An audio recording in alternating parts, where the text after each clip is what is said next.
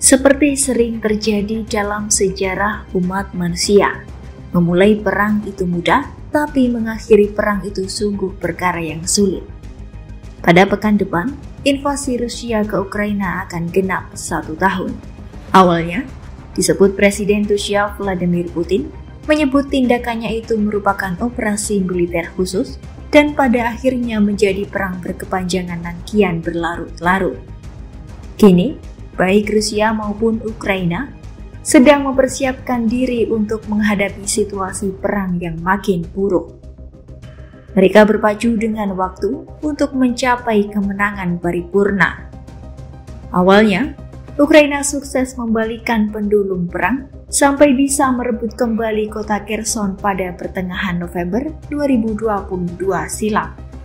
Namun Rusia sudah beradaptasi dengan situasi di medan perang dan belajar dari rangkaian kemunduran mereka di medan perang sebelum ini.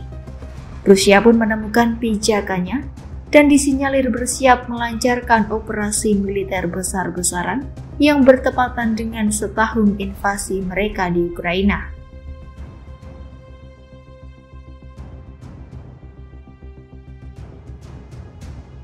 Ukraina mencapai kemajuan di medan perang beberapa bulan lalu. Rusia pun sama sekali bergeming dari posisinya. Dari situasi itu, kedua belah pihak terus meningkatkan pengerahan kekuatan militer pada tingkat maksimum, sampai-sampai hal yang dulu tabu dilakukan sekarang malah menjadi opsi utama.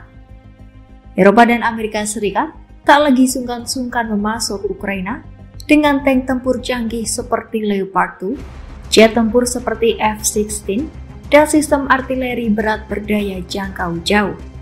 Ketika memutuskan mengirimkan perangkat perang canggih seperti M142 HIMARS, AS membuat batasan bahwa sistem peluncur roket presisi tinggi ini tak boleh dipakai untuk meluncurkan rudal yang bisa mencapai wilayah Rusia. Kini, pemerintahan Presiden Volodymyr Zelensky meminta pesawat tempur canggih kepada Barat. Sejumlah negara yang menjadi anggota NATO mengamini keinginan Ukraina itu. Padahal pesawat-pesawat tempur seperti F-16 bisa membuat Ukraina menyerang jauh ke dalam wilayah Rusia. Hal yang beberapa bulan lalu dikesampingkan NATO pun kini menjadi pilihan nyata di medan perang. Ukraina bahkan sudah mendapatkan lampu hijau dari Polandia untuk mendapatkan pesawat tempur F-16 yang diyakini bakal mengimbangi superioritas udara Rusia dan menekan kemampuan Rusia dalam melancarkan bombardemen jarak jauh.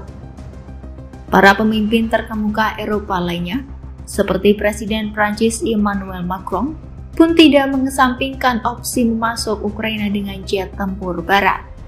Oleh karena itu, setiap kemajuan perang oleh salah satu pihak akan membuat pihak lainnya kian agresif, mencari alat perang yang lebih andal dan lebih mau, sehingga perang semakin sulit dihentikan dan mungkin bisa meluas kemana-mana.